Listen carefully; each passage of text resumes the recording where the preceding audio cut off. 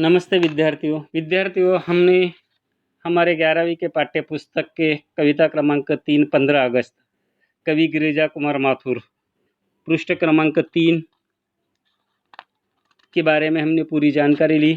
उसका एक पार्ट हमने पहले प्रसारित कर चुके हैं। तो अब हम दूसरे जो पार्ट हैं, पहला चरण हम इस कविता का देख चुके हैं। दूसरे पार्ट में हम हमारी कविता में जो 2 चरण बचे हुए हैं, इन दोनों चरणों के बारे में हम अब जानकारी लेते हैं। विद्यार्थियों, पहले कवि ने इन चरणों में हमें तो आज़ादी मिली है, लेकिन इस आज़ादी पाने के लिए हमारे पूर्वजों ने, हमारे भारत वालों ने बहुत कुछ संघर्ष किया, तब हमें ये आज़ादी मिली है। और ये हमारे एक नए स्वर्ग के समान आज़ादी है, और ये हमारा आरंभिक काल है। और लंबे समय के संघर्ष के बाद ये हमें पहला फल प्राप्त हुआ है। हमारे देश के ये जो समाज अलग अलग जाति वर्ग में बटा हुआ है, इसे पहला एक करना है और उन्हें संगठित करके उसे क्या करना है, ये जो देश पर अभी दुख की काली छाया है उसे पूरी तरह से मिट नहीं पाई, उसे मिटाना है। इसलिए वो देश के नेताओं को कहते हैं कि आप ऐसा दिशा निर्देश करें जिनके फलरूप युग के अनुसार लोगों में परिवर्तन, इस देश में परिवर्तन लाए और देश की समस्याओं के या लोगों की समस्याओं को हल करे। इसलिए स्वतंत्रता के ये जो सैनिक है उनको कहते हैं कि हमें तो आज़ादी मिली है, लोग स्वतंत्रता की खुशियाँ मना रहे हैं, इसलिए आप सतर्क रहिए। सभी दिशाएं खुली हुई हैं और आप अचल स्थिर दीपक के समान चारों तरफ नज़र दौड़ाए रहे, क्योंकि अभी पूरी तरह से दुश्मनों की ये जो काली छाया है वो पूरी तरह से हट नहीं पाई, मिट नहीं पाई। हो सकता है कहीं से भी घुसपैठ हो पाए, इसलिए वो सैनिकों को वो सजग और जागरूक रहने के लिए कहते हैं। कवि दूसरे चरण में क्या कहते हैं, देखिए। विषम श्रृंखलाएं टूटी हैं, खुली समस्त दिशाएं, आज प्रभंजन बनकर चलती युग बंदिनी हवाएं, प्रश्न चिन्ह बन खड़ी हो गई ये सिमटी सीमाएं, आज पुराने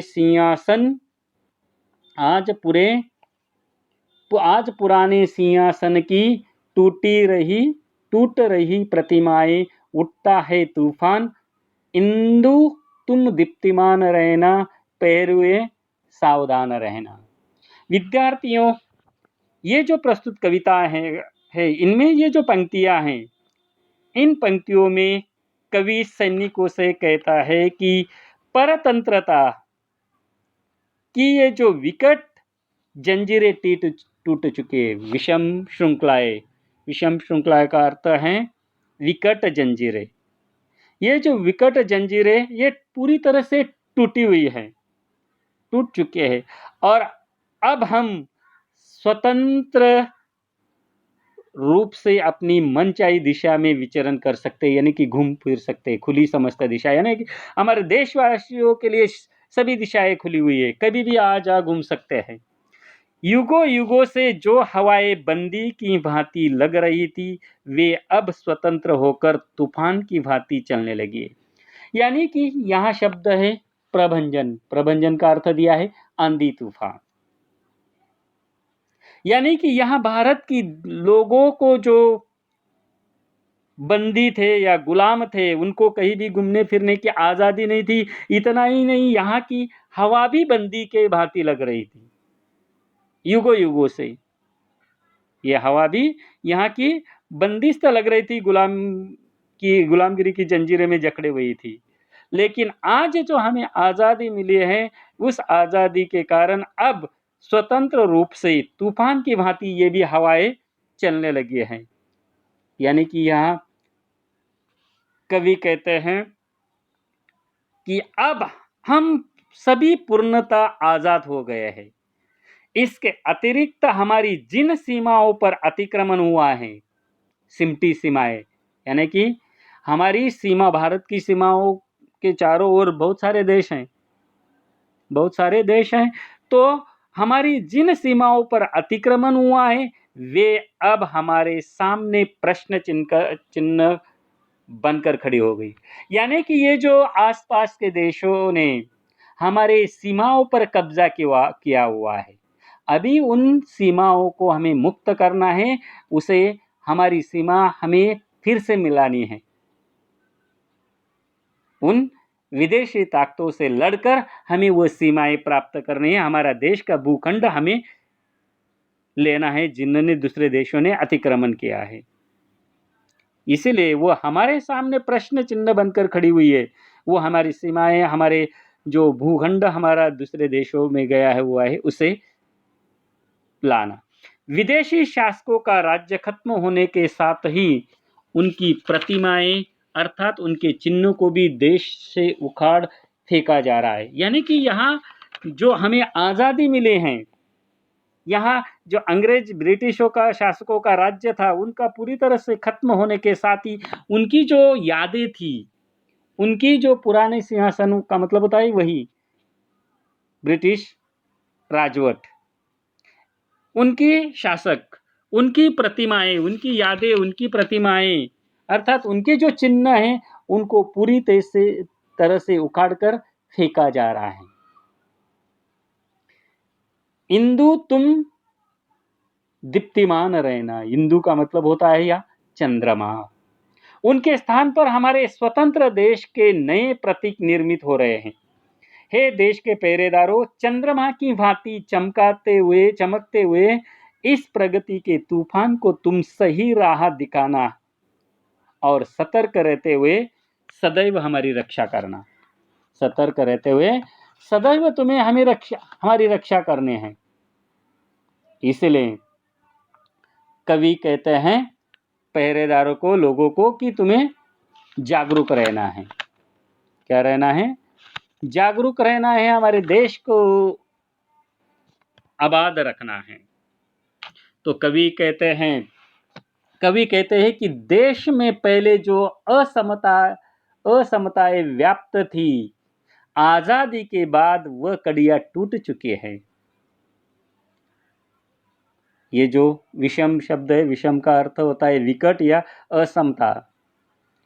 उनकी जो जंजीरें थे वह टूट चुकी है, आज़ादी की जंजीरें अब हम आज़ाद हो चुके हैं, गुलामी की जंजीरें टूट चुकी है। असमताएं जो थी वह व्याप्त थी, आज़ादी के बाद वह कड़ियां टूट चुकी है। अर्थात समाज में जो असमानता थी, अब उसके लिए कोई स्थान नहीं रह गया है। आज सभी के लिए प्रगति के मार्ग खुल गए हैं। सदियों से लोगों की दबी कुचली महत्वाकांक्षाएं संतुष्ट होने के लिए आतुर है। पहले अंग्रेजों के काल में विद्यार्थियों, हमारे लोगों को कोई आजादी नहीं थी, बोलने की आजादी नहीं थी, गुलाम थे हमारे सभी पूर्वज, हमारे देशवासी। आज जो हम आज़ादी से घूम फिर सकते हैं, बोल सकते हैं, खा सकते हैं, आज़ादी है हमें, उतनी आज़ादी हमारे देश के लोगों को नहीं थी पहले।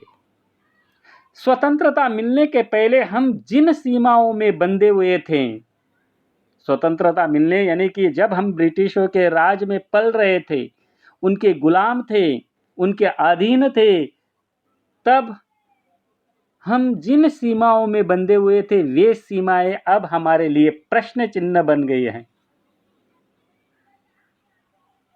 लोग उन सीमाओं को तोड़ देना चाहते हैं। कवि कहते हैं कि हमारे समाज में प्रचलित प्राचीन मान्यताएं टूट रही है, यानी कि हमारे समाज में बहुत सारी पुराने और प्रचलित मान्यताएं थी, रूढ़ी परंपराएं थी, उसको तोड़ देना चाहते हैं आज के लोग, या टूट रही है धीरे धीरे। वे कहते हैं कि पुरानी मान्यताओं को बदलने में समाज के कुछ वर्गों का विरोध हो सकता है। कई लोगों को ये पुरानी मान्यताएं अच्छी लगती हैं, कई लोगों को नहीं लगती है। जिनको नहीं लगती है अच्छी ये मान्यताएं, वो तोड़ने की कोशिश करते हैं, बदलाव लाना चाहते हैं। लेकिन ये जो पुराने ख्याल के लोग हैं, जिनका नुकसान होता है, वो उसे तोड़ने नहीं देते। यह प्रतिमा शब्द है, प्रतिमा का मतलब होता है मूर्तियां। और क्या शब्द है, इंदु का अर्थ मैंने बताया है, चंद्रमा दीप्तिमान का अर्थ है प्रकाशमान या कांतिमान।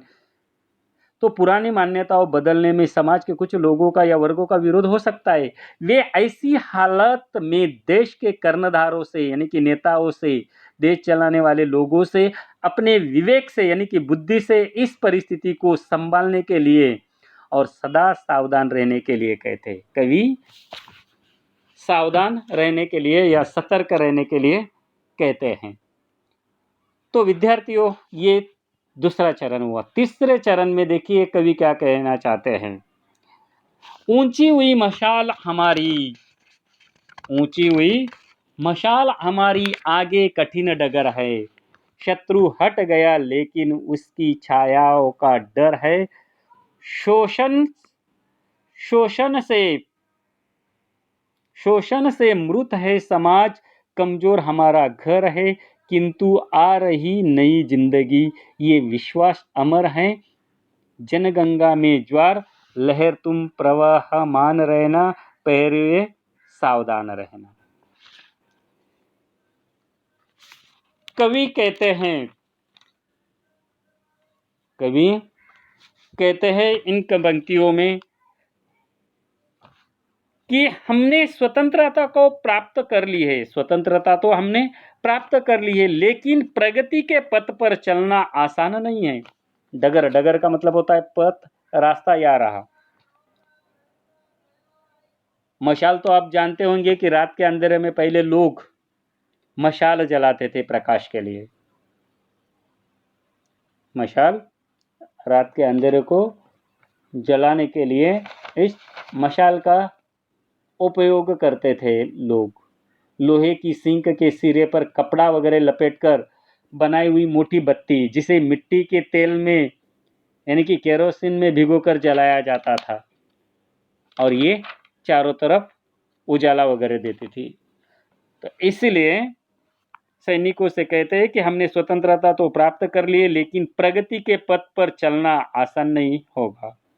शत्रु आज हमारे घर से निकल गया है, लेकिन उसकी छाया अर्थात उसके लौट आने का खतरा हमेशा बना रहेगा।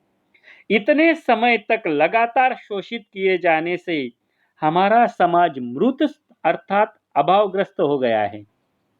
हमारा समाज अभावग्रस्त हो गया है। आज हम बहुत कमजोर हैं, लेकिन स्वतंत्रता की जो नई जिंदगी मिली है, उसने सभी में उत्साह भर दिया है।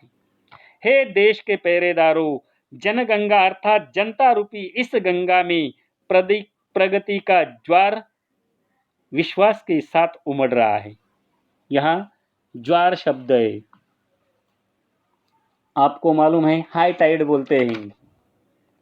हाई टाइड का मतलब होता है ज्वार। यह अर्थ है जोश, यह अर्थ है जोश। लेकिन ज्वार का अर्थ है समुद्र में जो पानी होता है, समुद्र में, सागर में जो पानी होता है, उनकी जो ऊंची ऊंची लहरें उठती है, उसे ज्वार बोलते हैं, उसे हाई टाइड बोलते हैं। हाई टाइड का मतलब होता है ज्वार। तो हे देश के पहरेदारों, जनगंगा अर्थात जनता रूपी इस गंगा में प्रगति का जो लहर उठी है, जोश है, उसे विश्वास के साथ उमड़ रहा है लोगों में। पूरी तरह जनता में ये प्रगति का जोश दिखाई दे रहा है। तुम उसे अपने साथ गतिमान बनाए रखना और सतर्क रहते हुए सदैव हमारे देश की सीमाओं की और देशवासियों की रक्षा करना, या देशवासियों की रक्षा करना। कवि कहते हैं कि आजादी मिलने पर हमारी जो आजादी की मशाल ऊंची हो गई है, अर्थात हमारा सिर ऊंचा हो गया है, लेकिन आगे का रास्ता बहुत कठिन है। डगर का मतलब होता है रास्ता, पथ, राह, मार्ग। ये तो बहुत कठिन है। हमें गुलाम बनाने वाले अंग्रेज अर्थात हमारे शत्रु तो चले गए, लेकिन उनकी छाया के रूप में देश में छद्म शत्रुओं की कमी नहीं है, छुपे हुए शत्रुओं की कमी नहीं है उनके नीति के जैसे। हमें उनका डर है। हमारा समाज शोषण से जर्जर हो गया, यानी कि 150 या 150 के ऊपर सालों तक अंग्रेजों ने गुलामी में जकड़ दिया था हमारे लोगों को। अनेक तरह का अंग्रेजों ने शारीरिक, मानसिक, आर्थिक, सामाजिक सभी तरह का शोषण किया है। इसीलिए इस शोषण से हमारे देश के लोग पूरी तरह से टूट चुके हैं, जर्जर हो गए हैं। वो आर्थिक रूप से कमजोर हो चुका है। कवि कहते हैं कि उन्हें पूरा विश्वास है कि आने वाले दिनों में देशवासियों के जीवन में सकारात्मक परिवर्तन आएगा, उनका जीवन समृद्ध होगा। कवि कहते हैं कि आजादी मिलने के बाद देश की जनता में नया जोश पैदा हुआ है। कवि चाहते हैं कि ये जोश कभी कम न हो। वे कहते हैं कि देश के पहरेदारों, तुम दुश्मनों से सदा सावधान या सतर्क रहना। देश के दुश्मनों से तुम हमेशा सावधान या सतर्क रहना। प्रसिद्ध यानी कि यहाँ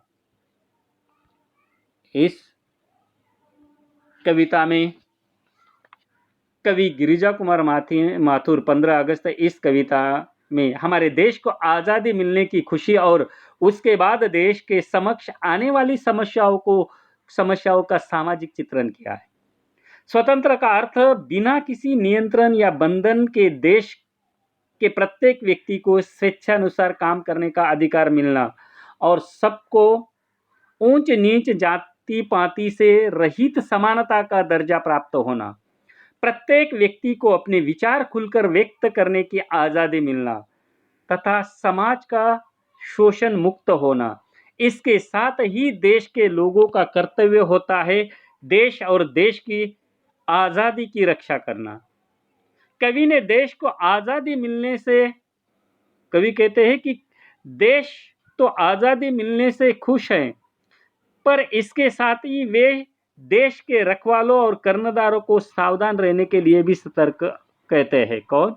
कवि गिरिजा कुमार माथुर जी। हमारे सैनिकों को या हमारे कर्णधार यानी कि हमारे जो नेता हैं उनको भी देश की आज़ादी पर आंच ना आए। हमें तो आज़ादी मिल गई है, हमने अंग्रेजों को तो भगा दिया है, उनसे तो मुक्त हो गए, लेकिन फिर से कहीं आज़ादी पर आंच न आए, क्योंकि शत्रु ने हमें आज़ादी तो दे दी है, पर शत्रु की छाया अर्थात देश में छिपे हुए शत्रुओं से देश को डर है। इसी तरह कवि कहना चाहते हैं कि हमें आज़ादी मिली जरूर है, पर ये उसका आरंभिक समय है, प्राथमिक समय है, शुरुआत है, प्रथम चरण है ये नए स्वर्ग का। इसलिए कवि कहते हैं यहाँ छोर, छोर का मतलब होता है, अर्थ होता है छोर यानी कि किनारा, इसमें मंजिल यानी कि पड़ाव हमारा।